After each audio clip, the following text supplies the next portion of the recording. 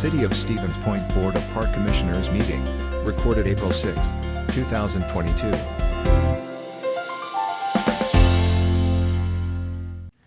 So, the April 6th regular meeting of the Board of Park Commissioners will come to order, please. And Director, would you read the roll call? Freckman. Here. Ledesky. Here. Hall. Here.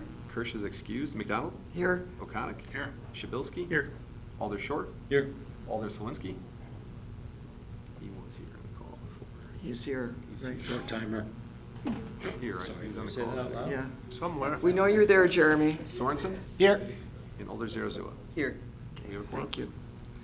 All right, item number 2, approval of March 2nd, 2022 meeting minutes.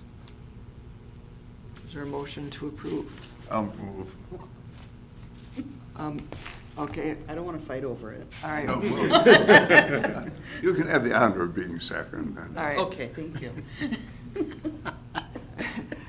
We have a motion and a second. All those in favor, please signify by saying aye.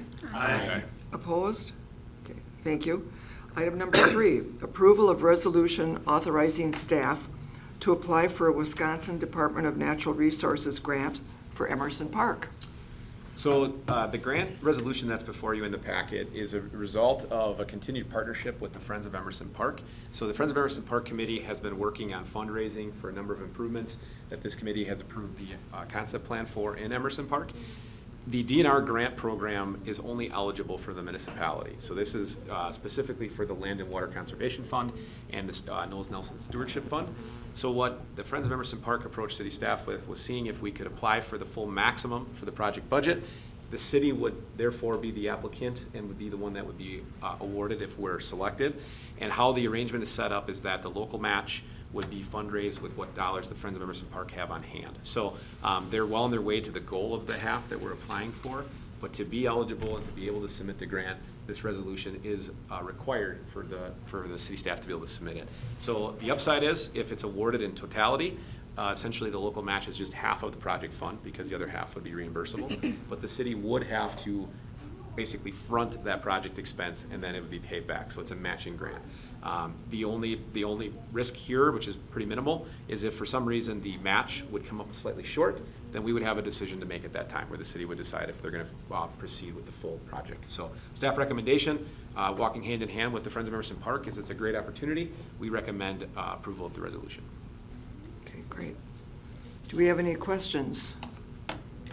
And we have a representative of the parks here as well, Yes. along with on our board. A couple of folks here, so if there's any questions. Okay. I guess question for Director Kramer. Dan, any concerns about us on the steering committee casting a vote for this? I just want to make sure procedurally we're following both ethical and any sort of obligations. My understanding is that, being that this isn't a financial gain activity, you're obviously involved with the project, that endorsing the grant resolution is not something you'd have to abstain from, but if you have any doubt, you could definitely abstain. Attorney Beveridge would ultimately be the final person that would have to make the final decision. Okay, thank you. Okay. Do we have a motion? Oh, yes. I'd make motion to approve the. All right, we have a motion from Mike Ledusky, a second? Aye. Someone? No, give it to Sue. Second. I from- second. Second from Sue. All right, all those voting to approve, please signify by saying aye. Aye. Opposed? Any abstentions, or whatever the word is? Did I make up a word maybe? I don't know. Okay, item number 4, Community Stadium and Gerke Park Improvement Project. Okay, so I'm actually going to step to the podium for this just because I'm going to lead the presentation piece of it. We also have Tim Sherrill on hand, who's a member of the project committee, who will be helping if there's questions that come up. So Sean, if you don't mind just kind of flipping through as we go, I'm just going to go out front here.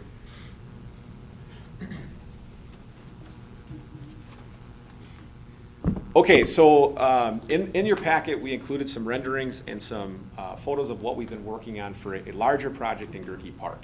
So to start, ultimately, we have a tremendous opportunity, when I say we, the city does, where we've got a number of entities that are coming together to try to work on a single cause. So this project really is rooted in big efforts by former city staff and Tim going back to 2007, 2008, when this was done the first time.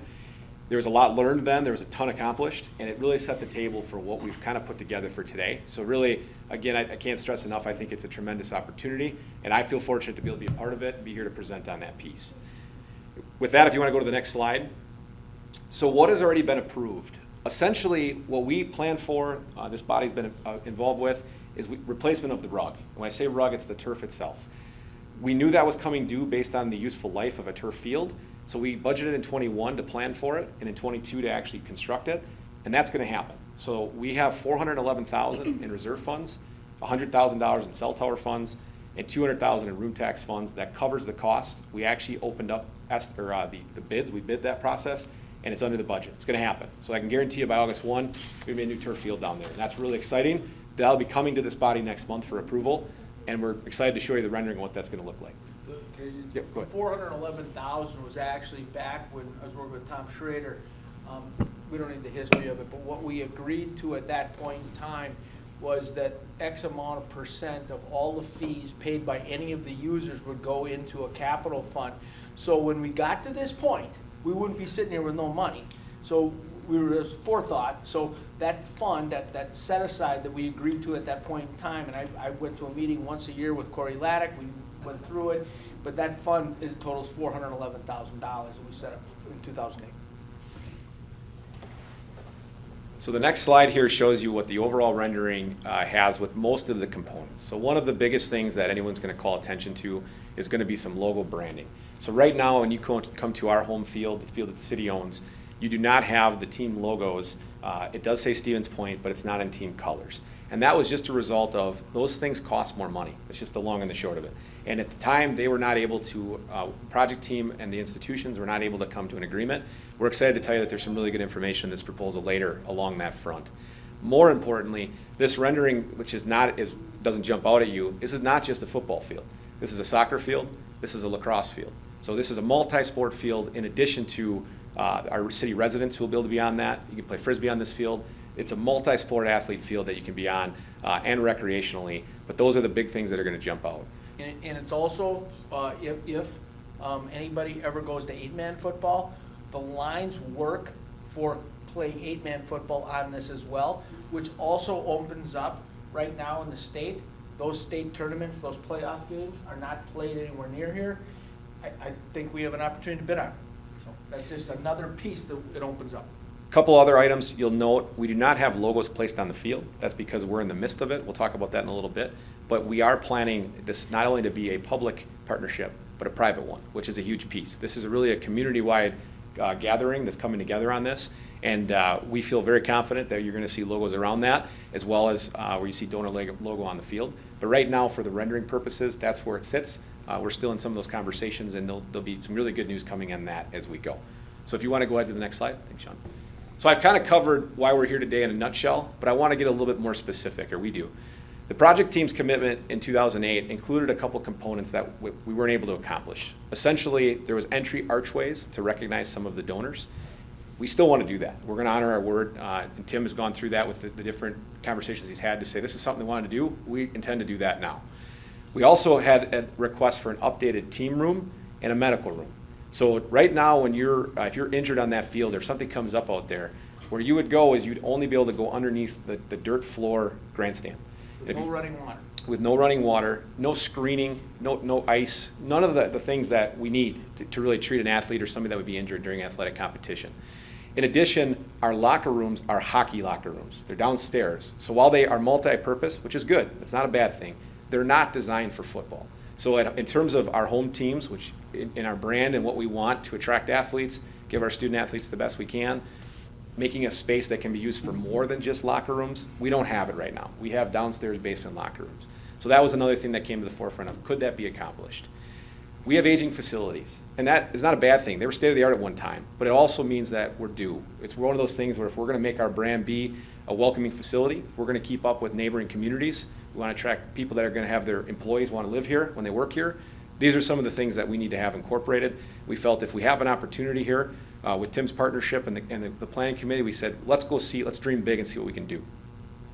The facade on the Willet and the press box, again, as these facilities have started to age, they're showing their age. So we said, is there an opportunity to bring that to our current trends and in comparison to what other communities are having.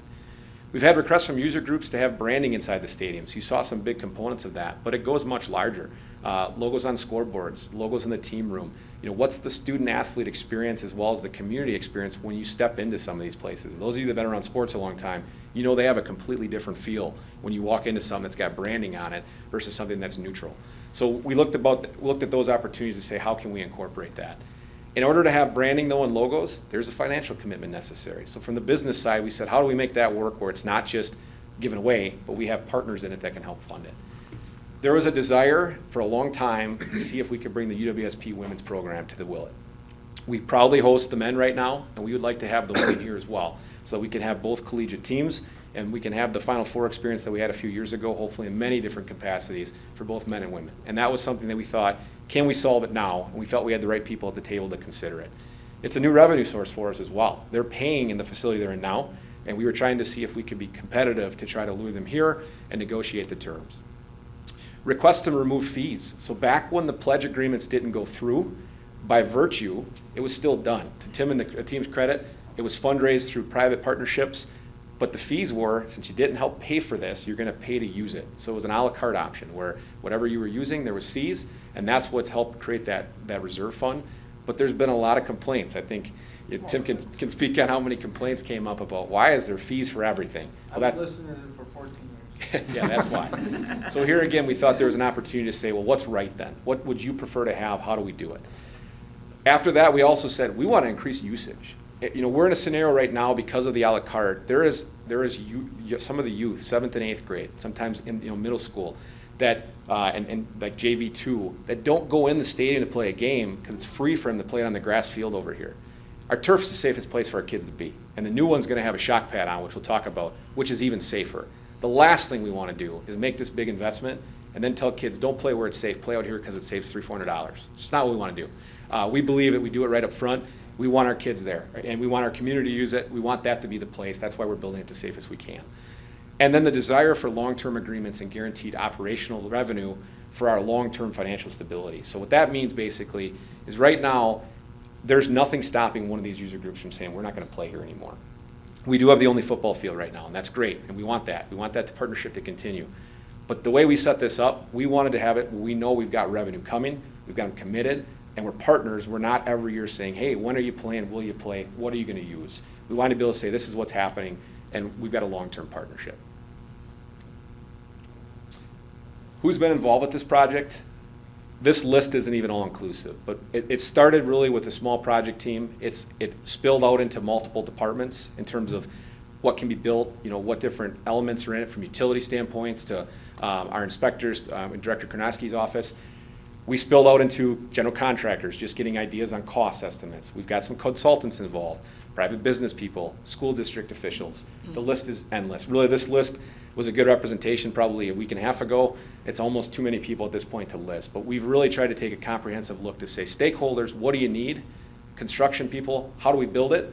And then also, how do we finance it? So this list is a good representation showing how many have been involved, but there's many, many more. We added up, I always look at it from a business perspective.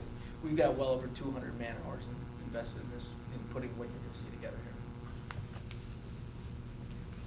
So what steps were taken? Again, we did a discussion review of what else was needed in Community Stadium and the KB Willet. We brought the architect in, if you recall, we talked about this a few months ago, to get some cost estimates, some concepts, what's constructible, and primarily we talked through the stakeholders to say, all right, how does this look and how does it work? Sorry, I should have said next slide. That's mine. So what do we discover? What priorities do we need? What do we want to do? What's this project or the project in a whole accomplished? First and foremost, turf replacement. We're committed to that. We know that's going to happen.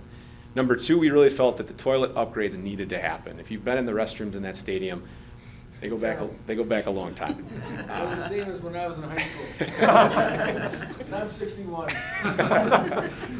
We felt also that a Jumbotron jumbo board, a video board, is a necessity. When you go to complexes, it's what goes in. It's just what the trend in that industry and the sports side is. As well as if you do things like commencements and things, it opens up a whole different opportunity for playing back video during these different special events.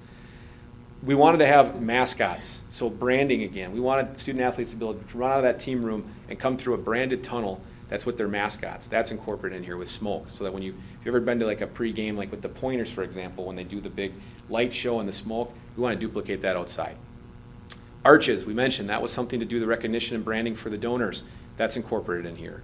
The team room, so that would put, and we'll show you the renderings, an above grade team room for the football teams, as well as an above grade multi-purpose room for hockey teams if we ever had to. It could be a meeting space. It's really multifunctional. And incorporated in that team room is also a basement that would be built but not furnished. So we would stub in the plumbing, we'd have everything set to go for it, but it could be finished in the future. And the reason for that is, if we build the building above ground and we don't put a basement, we lose the opportunity. Obviously, we can't build a basement under it after the fact. It's cheaper to do it now and finish it later, and the usage that we're seeing increasing, and we anticipate will continue to increase, we believe that locker rooms and or other amenities will be needed in the Willett in the future. So the time is now. With that said, it's a $435,000 item to put that basement in, and we'll show some costs here later. But I just want to call attention, team room also means above grade and non-finished below grade for future opportunity for expansion. The women's hockey locker room. In order to bring the women here, we right now have a designated men's locker room in the basement. It's branded for the stadium or for the team. We were desirous of trying to bring the women here, and that was part of our conditions of how does that work, so that we could have that branded locker room for the women. And again, as one of our basically major users, we believe the addition of the team room allowed the space to remodel in the basement for a locker room for the women. Moving over to the other side, recladding, so residing, steel facading, the KB Willett, the south side of the stadium. The east side, so that when all these new additions and the new team room comes on, they match, so we have a consistent look from a branding standpoint, as well as also so you don't have a tiring facility look when you turn one corner and the other side be brand new and look like it's completely redone. A roof screen on the KB Willett, so if you sit in the bleachers as they sit today, you look at a roof that has all sorts of colors and all sorts of hardware on it. So we'll show you the roof screen that would block all of that out and make it look like you're in a new complex when you're in Gerke Park. And the Willett is essentially kind of hidden. That roof, I'll call it a roof screen to block out some of those site amenities.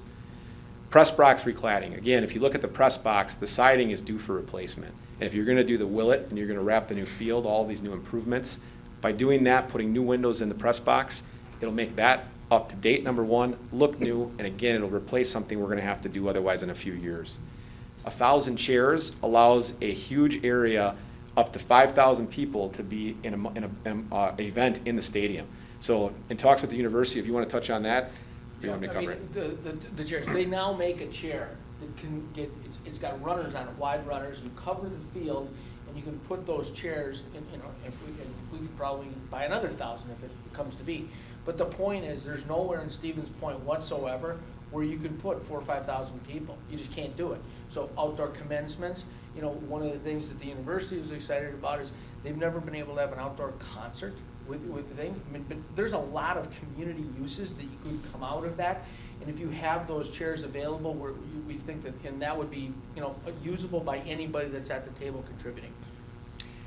In addition to that, we have recladding of the west restrooms, which is the ones underneath this side of the stadium's bathroom. So again, to give that newer look, the turfing West Willett grass field, which is the grass field over here. So making that, instead of it being the less safe, bumpy condition it's in now, it's less than ideal, making that be a turf location as well. So you'd have 2 turf spots here for more practice times. Other requested improvements that are not part of this project that we wanted to call attention to, though, is an enclosed domed field. That is a need in the community that people continue to bring up, and it came up here. But just from a dollars and cents standpoint, it was not incorporated. So we just wanted to call attention to the fact that it was a request. If it gets built in Stevens Point, we'd still be excited about it. It's just not part of this approval or part of this agreement. I also just want to mention, because later in the presentation I'm going to reference it, when I say 1 through 7 and 8 through 15, there's 2 lists here a little bit in terms of priority. So later on when we talk about numbers and I say there might be things that we're going to be looking at, just know that when I say 8 through 12 or something, it's going to be this list I'm referencing. Next slide. Here's a fly through we're going to go ahead and show you. Can you click right in the middle of the screen? Yeah.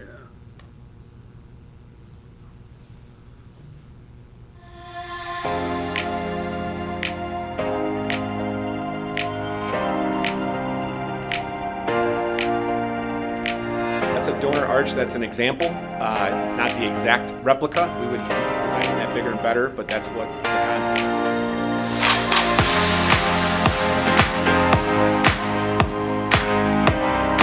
colored end zone, again, some more additional branding, to get a feel for our hometown community.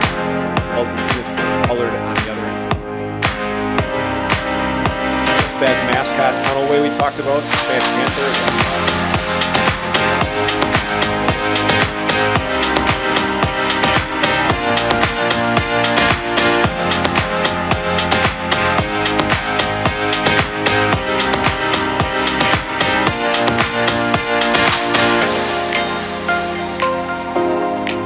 As we come around here on the press box,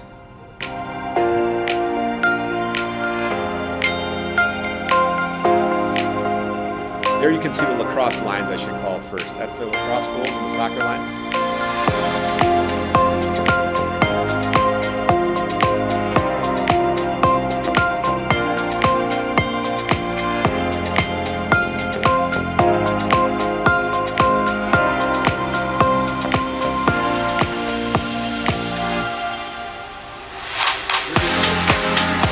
Actual press box. There it goes.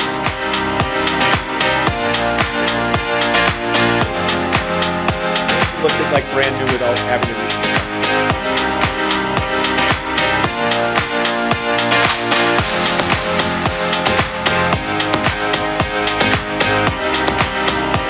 Way on the west side of the field. Went to the stadium, no matter where you come from, same branding coming through. Here's the addition, if you look to the right with the two garage doors, that's the team room. Owner sign recognition where the teams will take the field. You can see the metal screen, roof screening. There is a photo of what the Jumbotron looks like with UWSP on it. Those two garage doors on that addition, one of them is the medical room. So within this proposal would be a gator being purchased. So when an athlete would have anything happen out on the field during practice or a game, a gator could be brought out. They could be transported safely back to that medical room, which have the medical supplies they need. Garage door could go down for confidentiality in case somebody has to take a shirt or something off.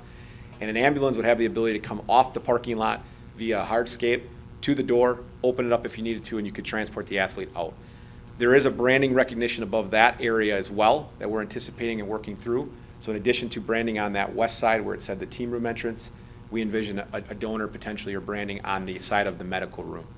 The other garage door was storage. So right now, the 1,000 chairs we referenced would go in that location, as well as those blow-up team archways, logos, and I should say tunnels, and then anything else additionally miscellaneous would fit into that location. If you want to go to the next slide. You talk about just the medical scenarios that right now, I mean, I was at a game last year, and an individual got injured, and they had to wait for an ambulance, and the game was delayed by over 20 minutes. Well, with a gator, you now have a place to safely put a kid on a stretcher, bring him out, and they'll drive the gator directly inside that medical complex. It'll have running water, it'll be heated, it'll be temperature controlled, and you can start, performing whatever an athlete would need right away. And that medical room also doubles for the Willet. So being attached to the Willet now, you also have a space to take athletes or spectators, even if you needed to, Right. into a medical room during the Willet And season. right now, they're in a closet underneath. Correct. And I mean, it's a closet. So the next slide just shows the footprint of the 2,900 square foot team room that we're showing. This would have enough space to house, That's on the end. yep, on the far bottom right east corner. So the Willet, as it's built today. This is all brand new.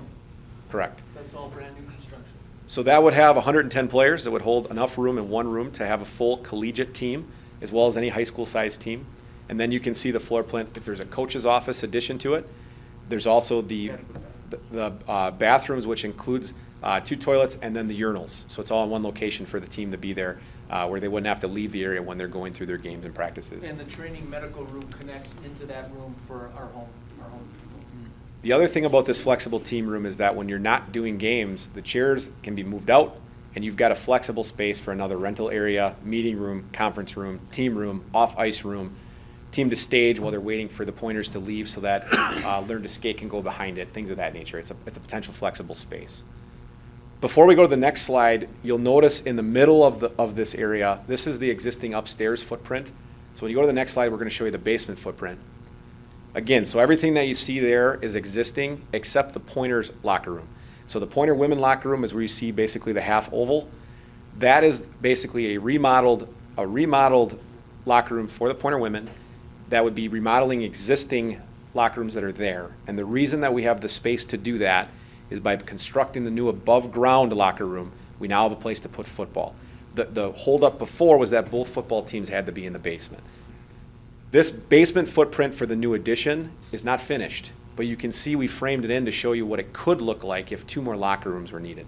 And as usage increases, if this field over here is to be turfed, we anticipate usage to continue to explode. Again, not having the basement would put us in a unique position that we're going to regret it. But there's a cost to it, so we wanted to definitely show how important we feel it is, but also that that's not being finished in this project. It would be one that time was necessary in the future. So all that's happening on the south side of Willett. The Minnesota side, southeast corner. Southeast. Southeast corner. So it would bump out between the parking lot edge and the existing edge of the building now. Here's just some more rendering showing up close with a couple different photos on the video board, if you want to click to the next photo. Here's another, and so here again, to slow it down without the fly-through, you can see that southeast corner addition, so that does not exist today. You kind of notice the bookmarks of the building. So we have that the new entryway that went on the west end, this side.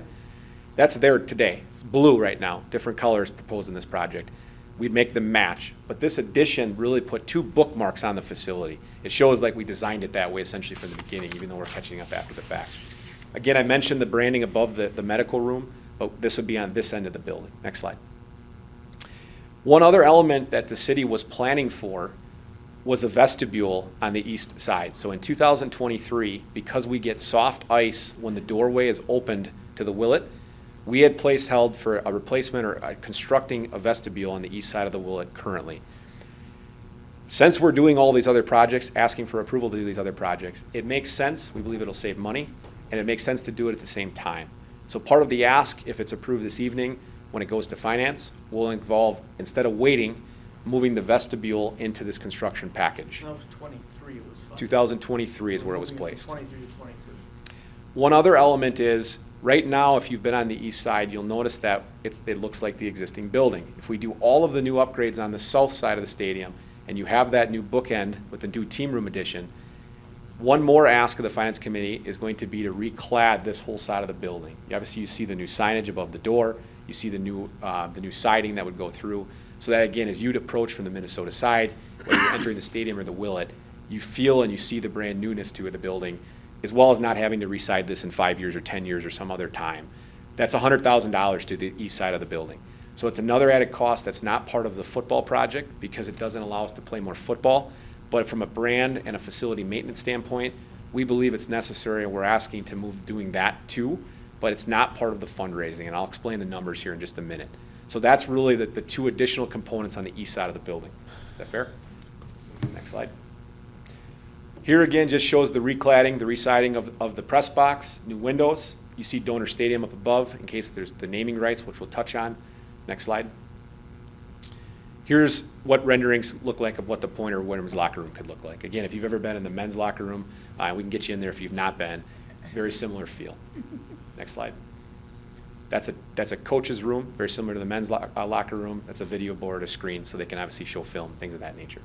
Next slide.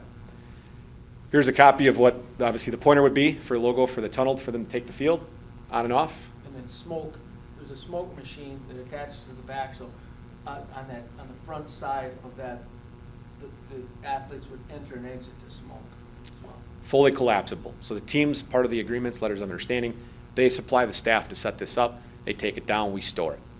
Next slide. Same thing, all 3. How we've set it up, this might not be exactly how it looks, but very close. We have an allowance built in that they could make that to their branding and There marketing. wasn't an end zone for Pacelli, huh? It says Stevens Point, so it's neutral. Okay. Next slide. And it's in Kennedy, what we looked at was the Panthers are red and black, and the Cardinals are red and white with a little blue. We could not incorporate the blue, so we gave the red is neutral. One gets black, one gets white. That's how we set it up. Thanks.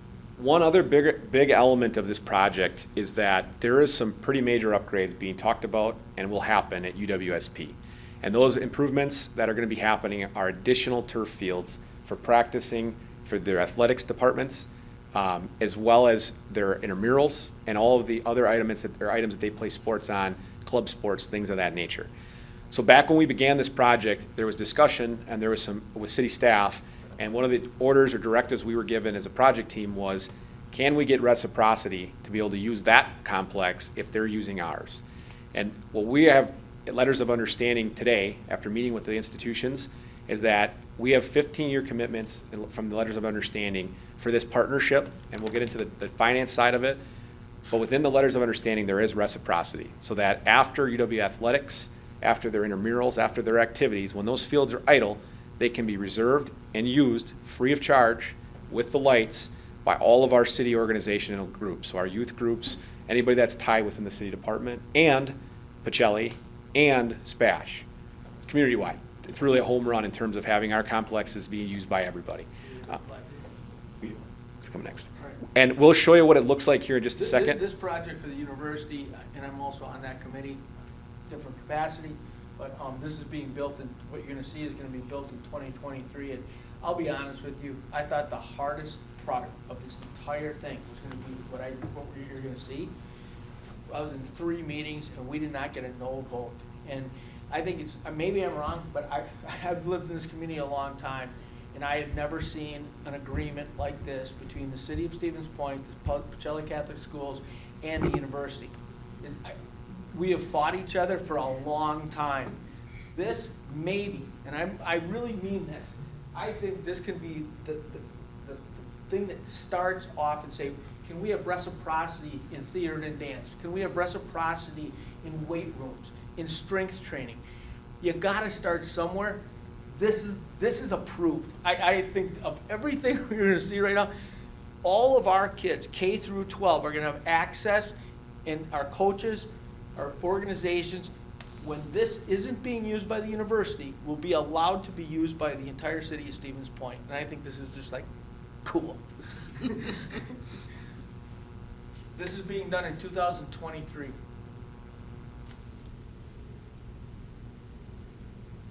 This is behind Berg Gym, where the practice fields are today. This is all turf.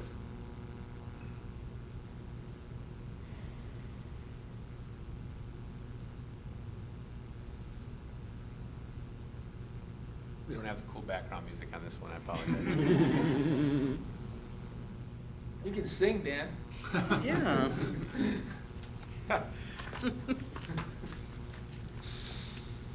These are all lit fields with bleachers. All available at no charge, included.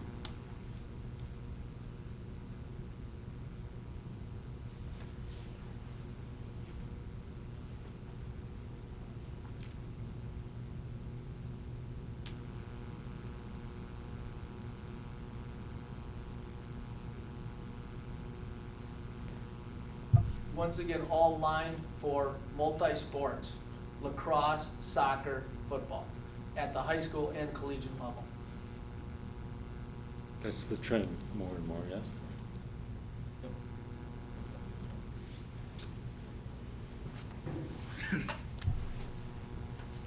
He'll come back. Yeah. Just gonna make that up. He'll come back, I promise. Okay, so one additional item within that, so as we talked about, the turf field here, turf field back here, those 3 turf fields, we also, within that, the larger project, and Tim can give some more specifics, but their collegiate track cannot be here at the Gerke Park. We only have 8 lanes essentially, and there's no room to add a 9th lane because the stadium is tight to the track. So UWSP within their project is intending, correct me on the year, 2025, that they would construct their facility that would have the 9-lane track, so with turf in between it. So potentially, we have the opportunity to have 5 turf fields with reciprocity usage between them, where when you talk about tournaments or trying to do things in certain parts of the year with camps, there's probably nothing else like it, especially this close. Where a 3rd mile down the road, you have all of these field access. Go ahead. No, we go from literally having 1 to, by 2025, we would have 5 turf fields within a 1/3 of a mile. And you start talking about heads to beds and usage and just safety. And all of them we've all agreed already that they're all gonna be built exactly the same with a shock pad, and they call it thatched. So that's another $150,000 to the field, per field. But they literally, when you look at knee injuries, ankle injuries, hip injuries, upside down injuries, when somebody lands on their neck, reduces injuries by 80% versus playing on grass. It's unbelievable. And when you walk on it, it's like, holy Jesus. It's beautiful, it really is. And the 9-lane track is, you need a 9-lane for runoff for relays, and that's an NCAA requirement. So UWSP, I don't know if you've ever seen Coleman Field, we haven't had a home outdoor track meet in this town for 20, 25 years. They're gonna convert that to grass, they're gonna use that for rugby and intramural soccer, and then they're gonna build that track across from Schmeekley on that back portion. That's where that's gonna go. It's being funded by student fees. And the shock pad technology didn't exist when we did this the first time. Didn't exist. So again, in terms of safety and durability, the thatched piece of the turf field, so our field with the monofilament, what it's called, the single grass blade, artificial, but this thatched is basically another underlayment within that monofilament, so it makes it even more sturdy, stronger. We anticipate it to maybe help the field last even longer. So again, latest technology is being incorporated in this. So track is moving to where rugby is now. Is that what I'm understanding?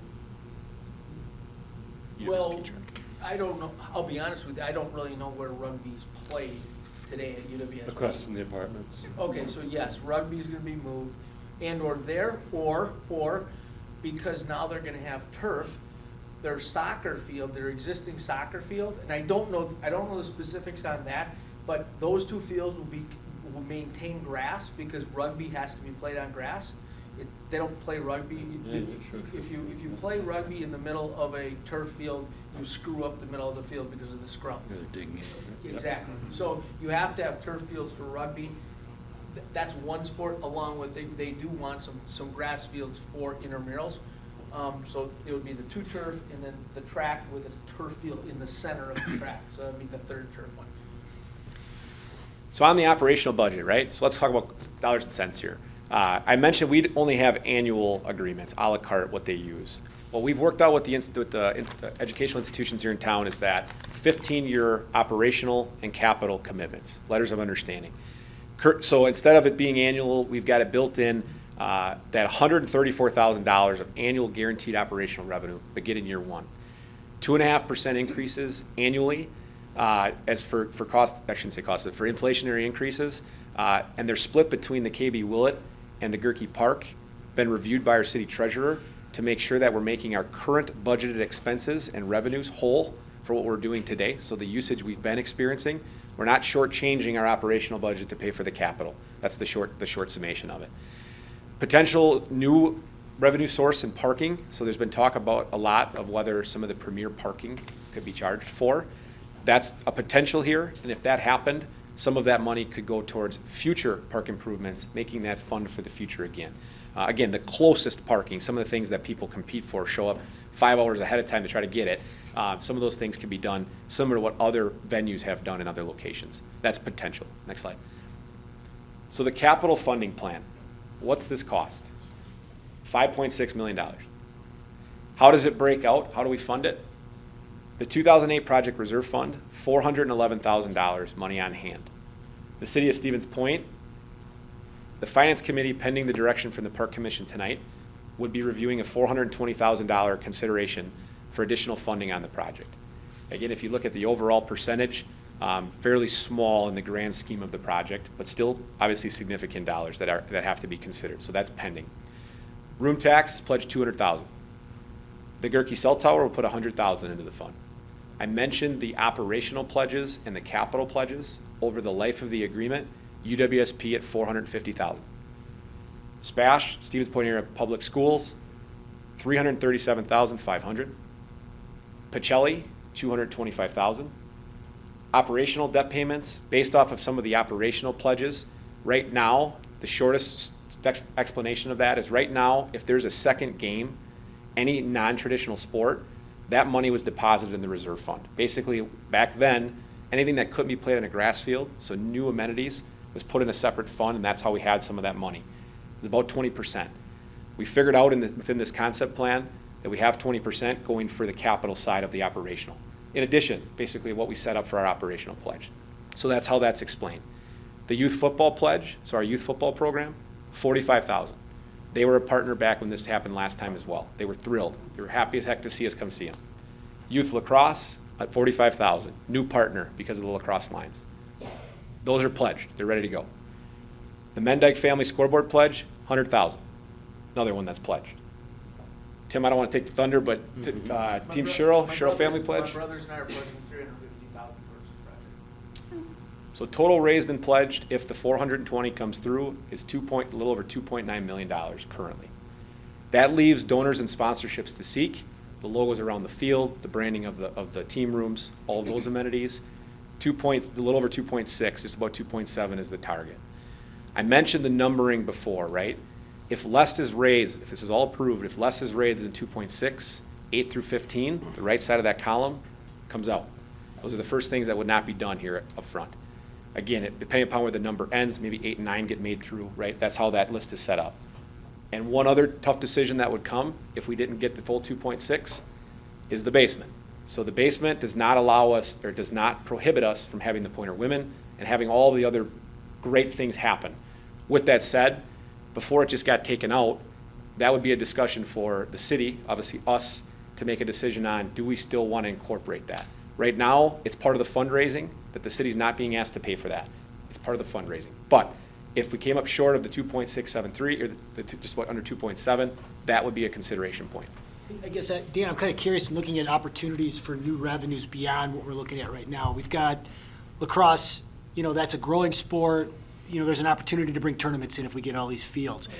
I guess the question I've got is about the renovations. If we look at this as an entire entertainment complex with the field, the track, and then Willett, is there an opportunity, if we're able to raise the money for the changes that happen inside the Willett, the extra rooms, the extra space, does that then become an opportunity to sell that space for events in addition to using it primarily for a hockey facility? I guess I'm thinking about ways that we can optimize this as part of it and just get a chance to say, hey, this is the stuff we're missing.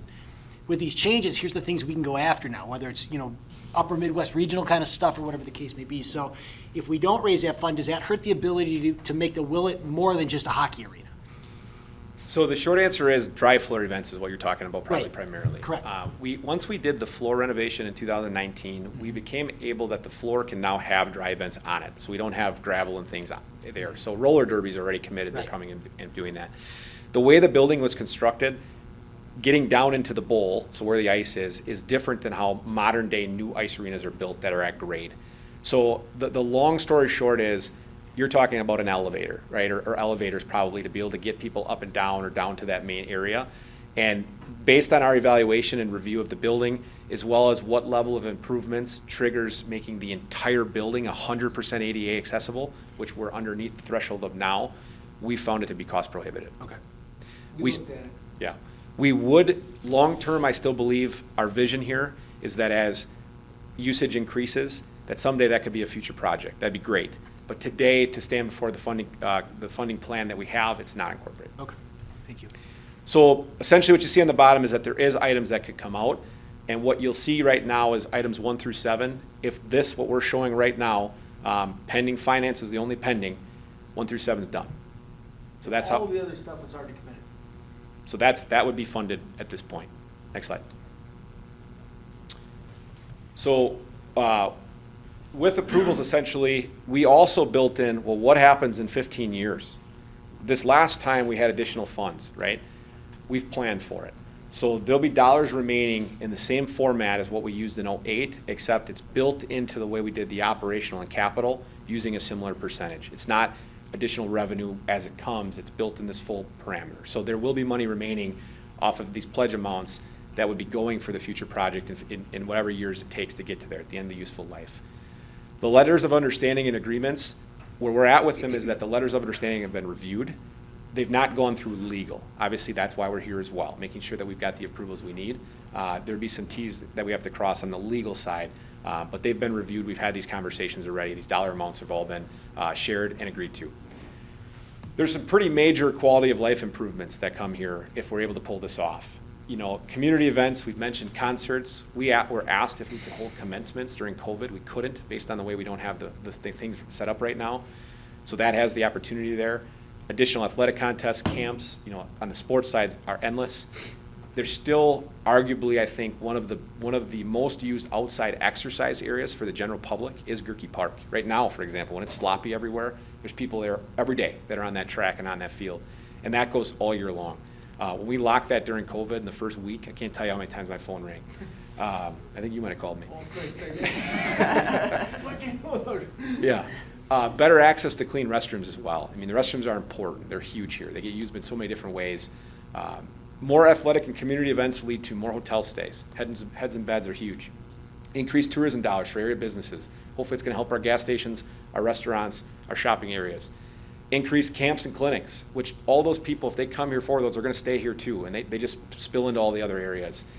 Increased ability to bid on large events. So right now, if we wanted to hold, big teams, right? 30, 40, 50 team things for outside, couldn't do it. When you're talking about lacrosse or you're talking about soccer, you can with 5 turf fields. You can do it no matter what the weather is too, other than lightning, because it doesn't matter if it rains, they can play.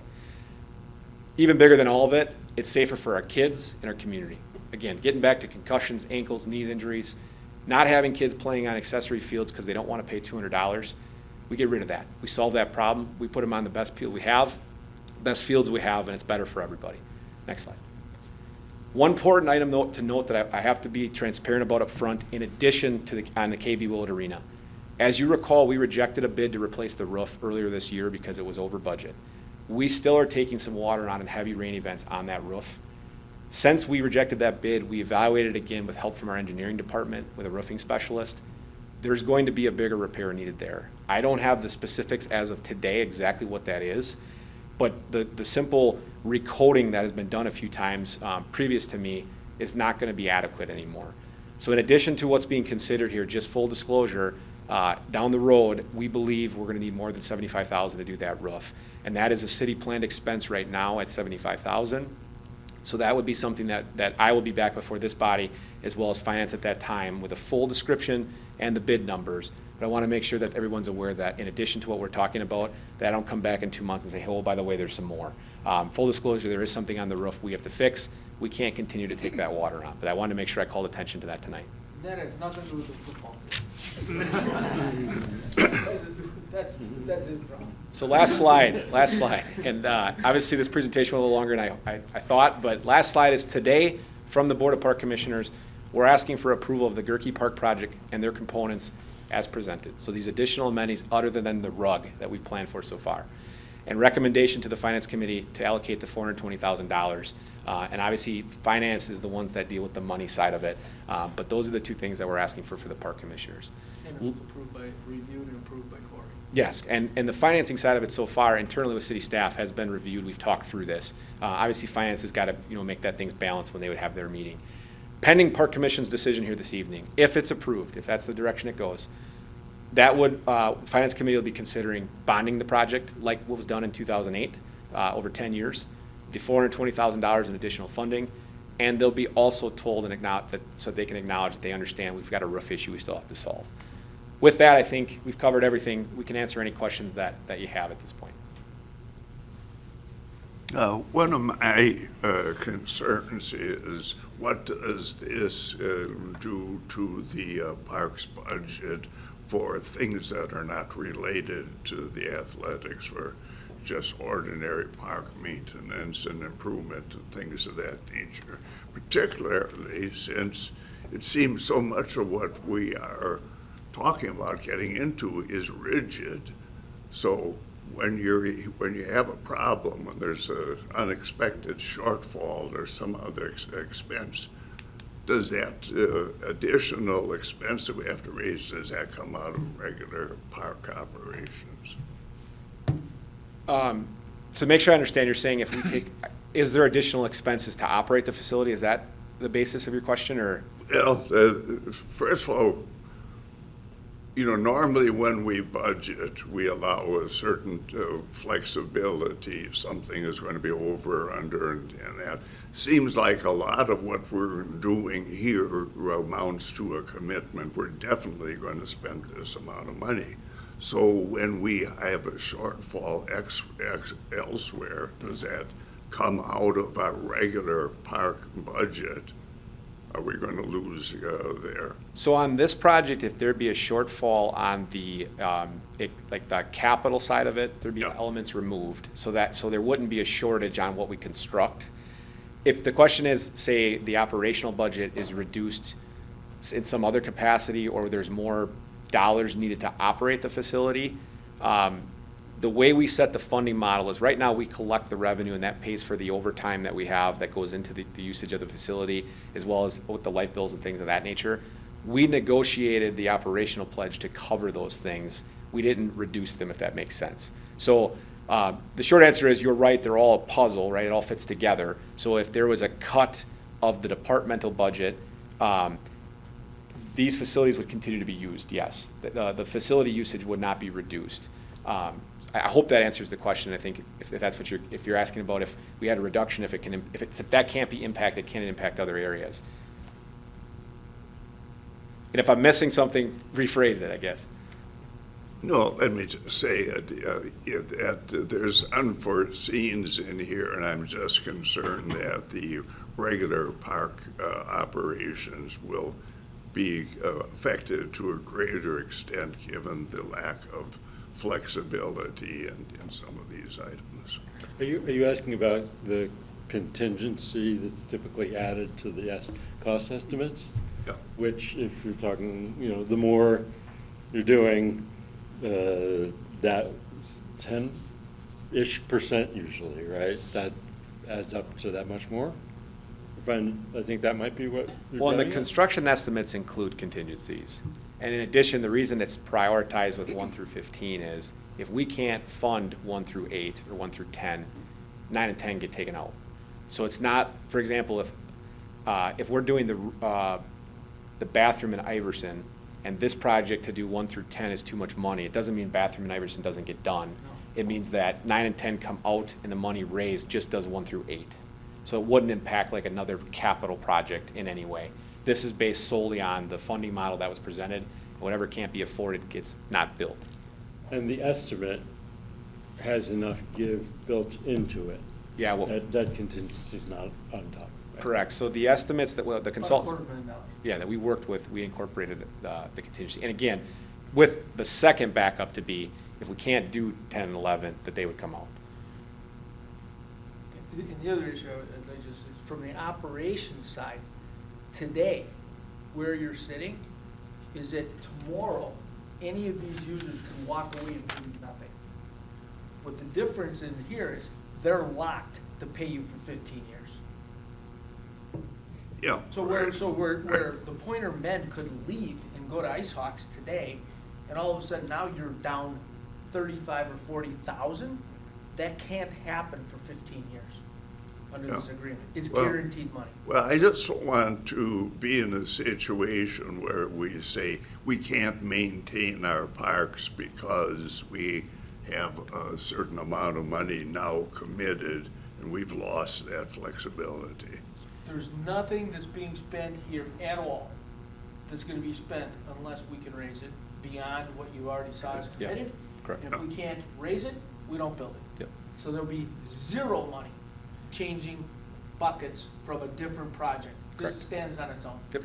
And operationally, the operational amounts cover the expenses. That's why we make sure we had two separate pieces of it. Plus some. Yep. Dan, Tim, I'm kind of curious, what opportunities will we be able to go after now, looking at, because we'll end up, we've got guarantees from our partners who are going to be here for 15 years, but there's also opportunities to generate additional revenue for one-off deals. Can you give us a sense of where those opportunities might be? Have you all talked about that at all? Or I'm just curious to see where we can make more money on this project as an investment initially to be able to recoup that or use it for other opportunities. So have you guys talked at all about that? Yeah, we actually brought in Sarah from the CVB. We're thinking right away, like, how can we incorporate what they could bid on from a statewide? So I think the first and foremost lead we would have is through the association. So when the CVB gets notified that there's a bid going out statewide for whether it be a lacrosse tournament. Even 8-man was mentioned. We get an 8-man field here, we're one of the first in the region. So at that point, we can go through and bid on like an 8-man tournament too, or even playoff games for 8-man football. So we've scratched the surface to say what can be. There's so many possibilities we can't get into them all. But with 5 turf fields, imagine soccer, lacrosse, you're talking about not 5-team tournaments. You're talking about be able to have 10 teams playing at one time. And if you spread that over a weekend, you can multiply that. If you're a double elimination tournament that kicks off on a Friday night, that could be big numbers. So, and the cool thing here is that doesn't just mean city, you have to run that. The reciprocity allows that if the SPASH coaching staff or Pacelli coaching staff or UWSP coaching staff says we want to run this, there's an opportunity to partner to try to put something like that on. Could these sorry, go ahead, Tim. Oh, I got it. Sarah said something today. We met with her. We made a presentation for about an hour and a half, just this afternoon. She was in the room. We were talking about this. She said something that was interesting. She goes, "So you're telling me that through this reciprocity agreement with the city being on board, I can call a university and through the Parks and Rec, I can book some of these places without any hassle?" She goes, "Do you realize right now I need 6-month lead time with the university?" Well, now we're talking about a day.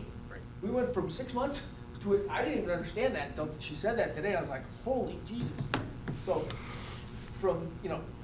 we don't have any plans, but it just seems logical that if all of a sudden you have all these facilities and they're right centrally. The one thing, Stephen's point, I said this a long time ago, the number one asset we have other than the city of wonderful water, but beyond that, we're centrally located. We're right in the middle, and everybody is about equal from us. That is a huge resource. If we have the facilities, they will come. If you're from Merrill, you really don't like going to Milwaukee to play in a youth contest. Stephen's point, making them come to you and them come to, that's something we need to capitalize on. That's just my personal opinion. I think this is a step in the right direction to that. I guess one quick follow-up question, could those fields be retrofitted for things like softball fields, and is it possible to utilize them for beyond that? That question today. Yeah, so it can definitely be used that way. So especially this time of year, we even have that happening on the current Gerke field. So Yeah, yes, today. what it won't have is you don't have a backstop and you don't have some of those things. Or if you're out here, for example, if that was, when that's turf, you want to make sure we're sensitive that balls aren't going in people's backyards and things. But absolutely, you're going to see practices happening earlier, and they won't have to. Right now, they do it more, but the cost throws a wrench in things. But we've got that figured in that it can be used that way. Okay, thank you. Yeah, softball and baseball right now, just based on the weather, they haven't been able to play. Where can they practice? They gotta be on turf. Sure. You can't go out in a field, Steve, playing Wisconsin right now and practice softball and baseball. Can't do it. I guess this is so exciting news. I mean, for somebody who's been involved in this many years and what we went through, what you guys worked through on the field out there, this is just another step. And the ability to get the public sector, the private sector together, work in, all these other fields, I guess myself, I've, full support behind it. I think it's a great idea. You've hit all your bases as far as, other sports, what we can do with it. I think it's great. Congrats to both of you guys and everybody on the committees and have made it come this far, so I think it's a great idea. Thank you.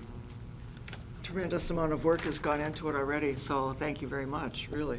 I mean, you're hitting everything, heads and beds and every, we're making Stevens Point famous. I mean, it's more than we are now. We hope. Wonderful. Do we have a motion? I'd move to accept this project. I think it's well worth it, and I'd like to thank Mr. Sherrill again for all your work on this. I mean, Stevens Point appreciates you. You did a great job in 2007, and you did a great job on this presentation, too, so. Thank you. Okay, we have a motion. Do we have a second? I'll second. Yes. Well, we actually have 2 seconds. John? Okay. Who's got it? Who you giving it to? Is it going John or who got the second?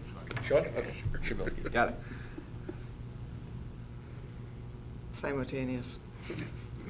Okay, we have, Just a Go comment. ahead, yes. Just, echoing, thank you for all the work that's gone into this. And as a previous sports mom and driving all over the state and other states for tournaments, I can't imagine what it would be like to be able to be in a central location. And not just like for us who, don't have to go anywhere, but if, you know, we can attract people here and get them spending money here and staying here. And, you know, we're always looking at ways that we can get money from people outside of the city. So, so just awesome plan. I love smash football. I know the other teams will be there too, but, and I'm glad that we're able to have this opportunity here. It's really amazing. Wonderful.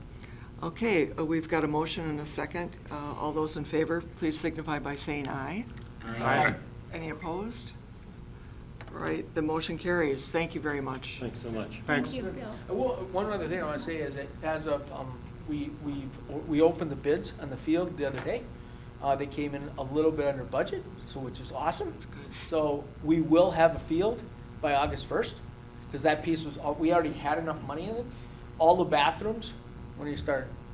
Right after track season. Right after track season, all the bathrooms are gonna be done for sure, and that Jumbotron will be there for this season. So we can't promise the rest of the building because of the supply chain issues today, and because we have to go to bid for those. But our objective is to start this project as soon as possible, and Dan and I have talked about this, is if some of this is under construction during this football season, we think that's great. We think that, you know, hey, we live in the world of road construction 7 to 8 months of the year. That's not a big deal for us around here, but we think it's better to have a project underway with coming soon sign than not have anything going on. So, yeah, you might have a little inconvenience during the course of the year, but you start recladding a building, that's not gonna affect anything on the playing surface. But the ones we will deliver prior to this year for our youth in this town will be for sure the field, which is the shock pad with the thatched, we'll deliver the bathrooms, and we'll deliver the Jumbotron for sure. Guaranteed, for this year. Thank you. Start generating excitement around it too. Exactly. Exactly. Okay. Thanks, Tim. Thank you very much, Tim. Hey, thank Appreciate you. it. Appreciate it. All right, back to earth. Item number 5, discussion on current condition and needed repairs for 817 2nd Street rental property. So on 817, we took the tour here before we went out there. Where we're at is we had a long-term renter in that building, going back to when it was acquired 20-plus years ago. The property was originally acquired to try to construct a similar location as Bay Beach in Stevens Point. And after it was acquired, it was discovered there was wetlands on the property. So at that time, the Parks Department continued to collect the rent to pay for the expenses of the building, to hold the property and have options. Good thing we did that, because the sculpture park ended up landing right behind it. So that's been very positive. Where we're faced today is that tenant has since moved out of the property, and we now have gotten our first look, since we've acquired it, really at an empty structure. Through the years, we're charging really relatively inexpensive rent. We've been incrementally increasing it since I've arrived, but we were only around $500 in rent right now. The tenant was getting a lesser rent previous to me because the tenant was taking care of appliances when they go out. It was basically saving the city some expense of some repairs. We were stepping that up because we had transferred that to Candlewood at this point, and we were looking to get the rent back closer to what market, what it should be. Now the tenant's moved out, we've seen we need some new appliances, we need new carpets, the kitchen needs to be remodeled. We anticipate that $20,000 is gonna add up in a real quick hurry here. We've talked with the comptroller's office about can we afford to do it this way if we would do the repairs, and he stated, what is the rent going to be? When we talked with Candlewood, we thought these repairs we're talking about could increase the rent $1,000, $900 or so for sure. So if we were to spend $20,000 to $25,000 and we're able to raise it $900 to $1,000 a month, we pay it back roughly in 2 years or so. So our options before the Park Commission is, do we want to own the property still and keep it, so we have options in the future, should we need that land, or if we needed to do something different with the house? If that answer is yes, then that would make it easy to say we're going to do the remodels and continue to rent it. The other option is, do we want to do something different with the property that the house sits on alone? And if that was something that the Park Commission wanted to do, you'd have 2 options. Sell it as is, or do a repair and then sell it. Based on our review with both the mayor's office, the comptroller's office, and our department, the Park Rec and Forestry, we believe keeping the option for the future, where if we ever have to do something, we don't have a new neighbor there that we have to renegotiate with, makes sense. Financially, it can pay itself back quickly. We think we should move forward with the repairs, increase the rent, and keep our options open for the future. So that would be staff recommendation on the 817 North 2nd Street house. Great. Okay, discussion on that item. Yes, John? I guess is going tour of the house, obviously, it's in good enough condition. I don't think it pays to demolish it and move on. I question as far as us being in the rental business, but again, with that location, we're not in the business of getting rid of parkland. The location with the sculpture park and everything, it's a great place and everything involved with it. I guess I would support investing, $20,000 or whatever to get it up to, grade, and obviously we could charge a lot more for rent. And possibly if there's some way for us to get that money back into the parks would be great. So I guess I'd like to make a motion if possible for that. I'll second. Okay, we have a motion and a second. Do Can you I- want a phrasing I on do. that Yep, motion, sorry. John? Do you want to rephrase your motion or make the motion Motion to specific? approve the Right. improvements. Okay. I guess, is there a way that we can get any rent to go into the park system specifically or for future? Yeah, I guess if you wanted to make the motion to say to perform the remodel and renting and for city staff to direct, to have a conversation with the comptroller about if some of the rent can go to park acquisition? Exactly. Okay. That'd be great. Thank you. Well So- phrased. Okay. I and- have a question. Yes, Alder Zerzua. Just, it's 817 Second Street North is my guess, Yes. actually. Who made that mistake? What? You haven't lived in Point long enough. Mike? Where's that money going currently? Great question. So previous to the Candlewood agreement, it was put set aside for that property, and it paid for the new roof when it had to go on it, the new siding. And then basically that money was just set there to maintain the property. When the change over to Candlewood, it's the city's property fund, which is the same fund we utilize to help grant the NCCT property. So basically, it's going in to support these rental properties, and the excess has been used to do some acquisitions when they've come up. They've never been broken out, though. For example, here, if we said, okay, this is worth so much, we want a percentage. And I don't believe the park commission's ever acted or made that request. So I can ask the comptroller, but I'm not sure he's gonna land on that. But, well, not every property's in parkland either. Correct. So this one probably would be a special circumstance where maybe if, say, 50% of the rental went into a fund for the Parks Department, and then they can take the other half and put it, for improvements that need to be made, roof and that type of stuff. Can we have that on there? You'd have to amend the motion if you wanted a percentage specifically. Based on John's wording, how it was just motion to approve the remodel and to allocate a percentage, to talk to the comptroller about allocating a percentage to the Parks Department. So I'd have to talk to him about the percentage if they'd land. If you wanted to make it specific 50. Okay, well, you wanna it doesn't amend have to be. I'll give you more flexibility if you can That's what we'd like, Yeah. but, maybe start high and. Yeah, there you go. all right, great. Any further discussion? Okay. Can I ask, who was the Yes. second? I apologize. Makira. Okay. Got it. All right, we have a motion and a second. All those in favor, please signify by saying aye. Aye. Those opposed?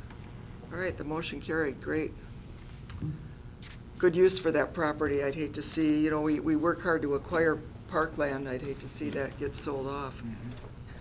All right, item number 6, rejection of bid for Piffner Pioneer Park bandshell roof and site repair. So this project was an unbudgeted expense that if you recall, we had a roof blow off in the winter that completely took the rubber membrane off. And we also discovered some structural issues after the capital budget was done last year. So the comptroller had us move forward with the architectural underneath our unbudgeted funds for repairs of facilities. That's why we budgeted that way. We went out for bid to try to find out what the construction costs were gonna be. And in conversation with the comptroller's office, what was decided was that after we got the numbers, then we would look at how we'd fund the improvements now. Because as you know, all of our major events are in the bandshell, and if we have a roof issue and we start taking water on, it's gonna lead to more damage. That was a good plan. The bad news is this shortage of supply and the roofing issues led to us only receiving one bid. We had 3 plan holders take out plans. One of them stated they had somebody go on vacation, weren't able to bid it, and the bid number came in at significantly higher than what our architectural estimate was. I will tell you that I think it's going to land, no matter if we rebid it, which is what we're recommending, it's going to land higher than the estimate just because of the climate we're in. Everything seems to be going up. But based on the number we have of 94,000, we believe that current number is significantly higher and we should go to rebid it. So our recommendation here is to reject the loan bid we got on the band shell. We're in conversations and we're going to be contacting the other two that took plans out just to ask if there's anything in the specification that led to increased costs or them not bidding it. With that feedback, we intend to go back out for bid, and then we would come in before the Park Commission with the, hopefully more than one number, but whatever the next bidding process would produce, and then that would go to finance to determine how we pay for it. So in other words, we are going to repair it, just we have to look for another bid. Correct. Or request another bid. We are Okay. definitely going to have to repair it this year. We have to get the roof repaired, and we need to do the Glallam structure too, which is a separate piece. And our intention is to try to go for bid as soon as possible, so that in May or June at the latest, we can have a recommendation for award. Great. Okay, does anybody want to make a motion? I'll make a motion, accept the recommendation. A second. John, and second by Sue. Okay, all those in favor, please signify by saying aye. Aye. Opposed? Okay, motion carries, thank you. Item number 7, approval of dedication of parklands in lieu of fees for the convent redevelopment project adjacent Prentice Street and Maria Drive. So I guess I can lead off with this. We have a pretty big, another huge opportunity in front of the Park Commission this evening, because they don't come up very often where there's land available. And Director Karnowski's with us from the Community Development Department, and he'll be able to highlight some of the pieces of the development that may be necessary of how this came to be. But to really give a short description of it, the development that's going to happen on the convent site allows the Parks Commission and the Parks Department to receive the basically set amount in our fee schedule for the units that are being constructed there to pay parkland fees. It's not a subdivision development, so the land requirement is not triggered. With that said, our 10-minute walk to a park campaign, which is in our comprehensive outdoor rec plan, identifies this area as a dire need, one of the most important needs we have for a park to fulfill that 10-minute walk in that location. So to Director Karnowski's credit, when him and the mayor were reviewing things, they reached out, said, is this something we're in interest of? And we've continued to work through that process kind of hand in hand since. So the proposal before you this evening is to accept land in that location that is actually above the minimum threshold of what we would have gotten if it was a subdivision that was being developed there. So it's not like there's any shortcut being cut here. It's actually a really fair deal. There is a couple parameters about one of the markers, the shrine is what I'll call it, on the property, that would be required to stay, at least for the foreseeable future, potentially longer if this body would like to see that happen. And the recommendation from staff this evening is that we believe this property long-term is something we want. The 1.517 acres, the $20,000, a little roughly over $20,000 we would take if we didn't take the property, doesn't seem to be as long of a long-term benefit for the city as the property itself. And with that, Ryan, if I missed anything, I'll turn it over to Director Karnowski. Thank you, Director Kramer. So essentially, what we've done as part of the larger redevelopment is, if you aren't aware, the convent property is sold. The sisters, for the first time in that property's history, no longer own the convent and the mother house. The plan is to convert the existing convent to about 88 units of affordable senior housing. And then on the north side of the property, you'll have 3 townhomes that will equate to 18 additional units. I'm sorry, 17 additional units. So you will have higher density residential. The whole purpose as part of the redevelopment was to have this intergenerational opportunity for living. And the sisters really wanted to give back to the community as part of the convent redevelopment project. When I started with the city, I made it very clear that there were a few properties that were of significant historical importance to this community that were threatened, and the convent was one of them, just the dwindling population and the size of the property itself. And so we're super proud to be able to partner with the Parks Department. As you can see within the memo itself, there is a proposed walking path that will actually be constructed as part of the redevelopment. That'll be on the north side of Maria Drive. That'll be a 10-foot wide pedestrian pathway that will actually kind of meander through the south end of the property. and then will over time connect, hopefully, to Madison Elementary, and be part of a larger conversation about the Green Circle Trail. Sorry, this is a really exciting project, so I kind of go off on tangents, but there's some wetlands on the north side, and we're kind of looking at, what could the future of that property outside of the convent structure look like as well, as it relates to more housing and more opportunity to really connect that property to that north side neighborhood. And that's something the city is actively pursuing, and having those pedestrian boardwalks and the interpretive signage that'll be part of the project is, I think, what really sold the sisters on it and the developer and the city when we began these conversations almost 3 years ago. As the director mentioned, there's an existing grotto on the property that was constructed in 1923 with stone that was brought up from Cleveland, Ohio. A little history. I'm not Catholic, but I learned a whole lot about this whole system of the convent property. But in the early part of the 20s, the sisters actually brought another order to Stevens Point, and as part of the coming together of these two orders, the sisters that came from Cleveland, Ohio, brought with them the stone, and they built the convent, the grotto collectively. Because this property includes historic tax credits, anything that's older than 50 years old is considered historic and contributing to the physical structure. So the old boiler house, which was constructed as part of the 65 edition, the garage, which was also constructed as part of the 65 edition, all have to stay for at least 5 years in order to qualify for the historic tax credits.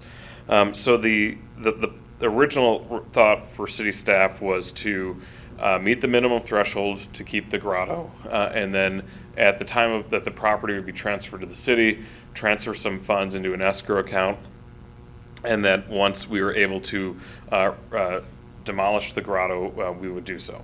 High level, the conversation of its historical importance to that property, but also it's going to be a public space and church and state. There's all sorts of uncomfortable conversations that come along with that. And I'll preface all of this by saying the sisters don't want the grotto to remain. They've been pretty adamant that if they had a choice, they would have backed a backhoe into it about 10 years ago, because it's been a bit of a maintenance nightmare for them. Same with the 65 Infirmary Edition, but that's a whole nother story. So the developer would provide that escrowed account as part of the closing. The city would put a fence around it to discourage folks from climbing on it, and that the statues would be removed as part of the project as well. So I know there was some brief conversation about whether or not we would be interested in keeping it for a historical component. And after we met out there earlier, I was kind of thinking to myself, it's probably worthwhile, but I don't know if it's necessarily the purview of the Parks Commission. I think that's a Historic Preservation Commission decision. And I'm more than happy to take that to that group and have them make that decision. But the staff recommendation from Director Kramer and I is to essentially follow what's in the memo, which would be the plan to remove the grotto after the 5-year minimum time period. So I'm more than happy to answer any questions. It's a really exciting project. I'm really happy to be working with the Parks Department on this, and I think it's going to be a huge benefit to that whole area and provide that kind of urban forest that the developer and the city has been kind of envisioning in that corner for a few years now. So It's a beautiful stand of white pine in that area, so it'll be a great addition. How many acres is that total property, do you know? What's being acquired, so there was a certified survey map that was recorded. There's some roadway dedication. The convent property where the physical building sits is about 9.2 acres. The park parcel is 1.517 acres, and then the cemetery, which is north of the park parcel, is about 2.25 acres. And then there's some other stuff that exists mainly for public road and infrastructure purposes. It's about an additional 4 acres. So, Is the cemetery going to remain there? at this time, yes. Thank you. Anybody questions? Wayne?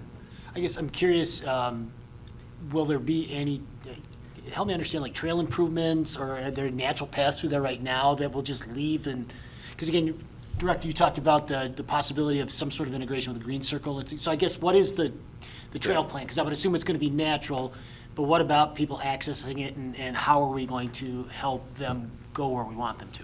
There's currently a concrete sidewalk that goes from the parking lot as you enter the convent from Maria Drive to the grotto. I don't envision, and just through conversations with the director, that we would change any of that at this time.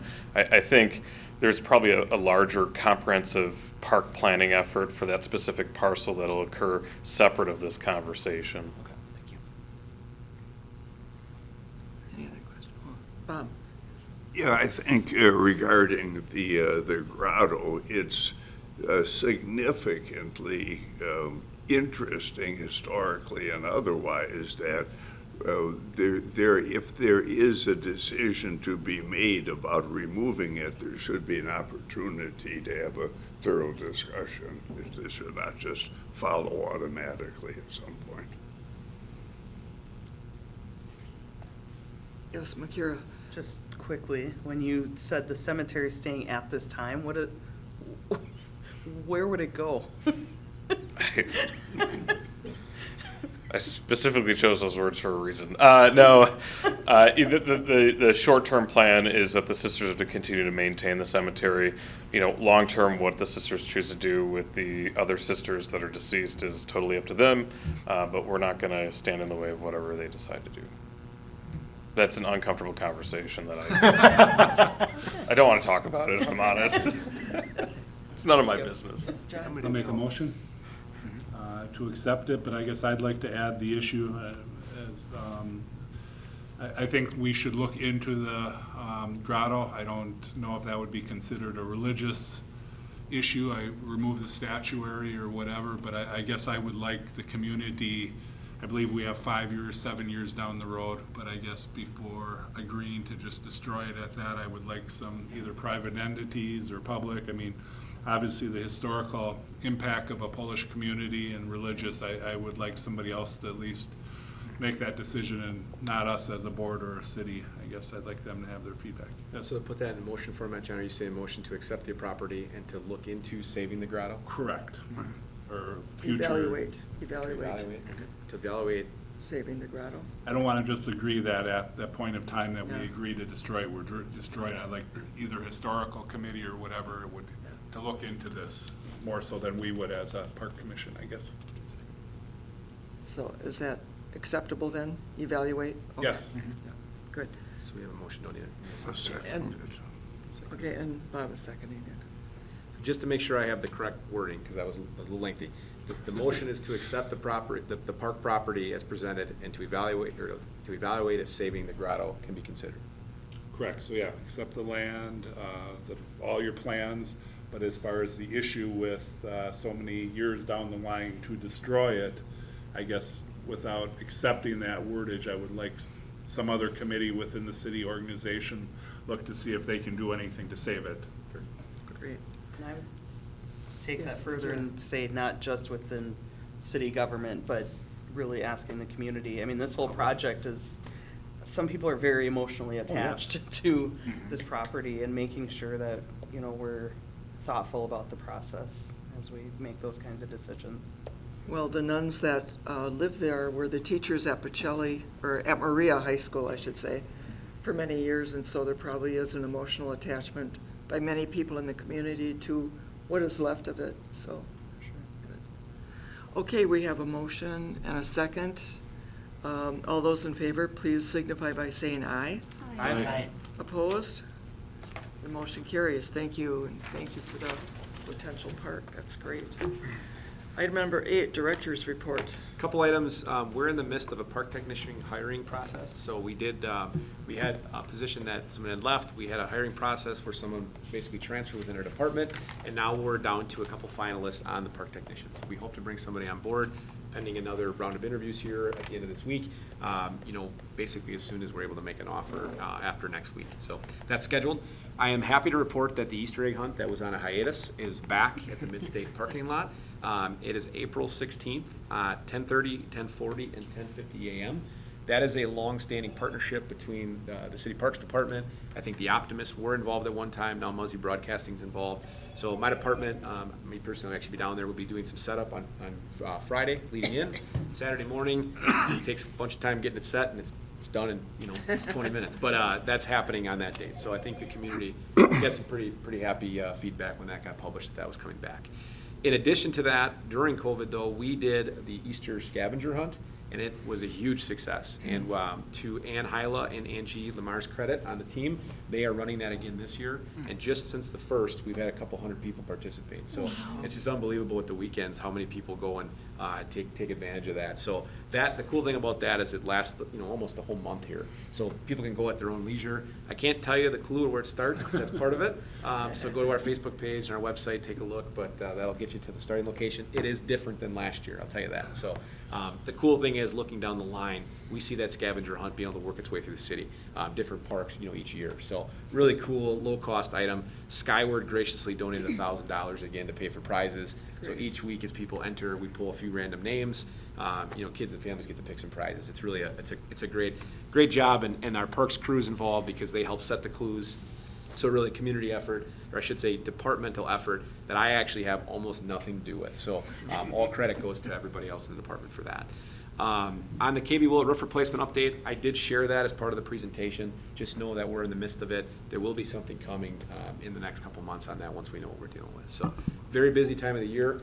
Once the snow goes, everybody wants to be in the parks. We love that, but trying to balance what can be open, what can't be open, what we can do. Restrooms don't open until first week of May 1st. Just know that. That comes up every time, Yes, especially when we have Nets are up. a 60-degree day. We have nets up, so we got tennis open. Pickleball, I'm told, potentially they should be here in April. So we could be up and running in May. So things are really rolling fast. We got a lot of projects happening. I'm excited about a lot of it, but we're also trying to balance how much we can get done. So all good though. Everything's good. That's all I got. Wonderful. Any questions for Dan? Alder? Two things. One, just a reminder that we want tours at parks before meetings. It should be warm enough next month. It will be warm enough next month. And then I would like to move that as board members, we get the first clue for the scavenger.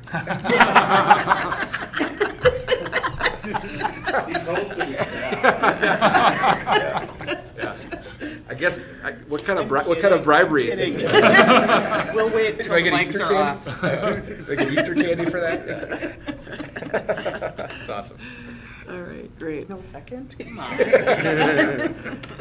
Well, Dan's been busy, so thank you, Dan, for all the work you've been doing. Wow. Item number 9, adjournment. Motion to adjourn from John. Second. From Wayne. All right, got it. Thank you.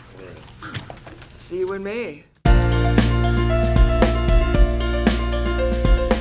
A video of this meeting is available for viewing on the city's website, stevenspoint.com/videos.